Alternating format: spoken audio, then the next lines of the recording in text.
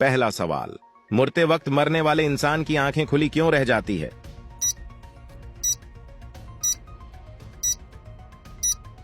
सही जवाब है अपनी रूह निकलते देखती है। अगला सवाल, वो कौन सी वाहिद कौम है जिसमें इस्लाम के अलावा कोई मजहब नहीं है?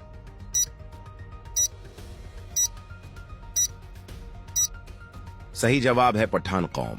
अगला सवाल, इंसान के जिस्म का वो कौन सा हिस्सा है जिस पर आग का असर नहीं होता?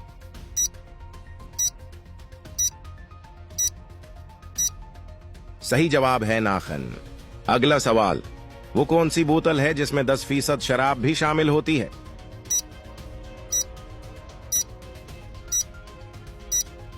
सही जवाब है पेप्सी। अगला सवाल, आप इन तीनों में से कौन से सियासतदान को ईमानदार समझते हैं?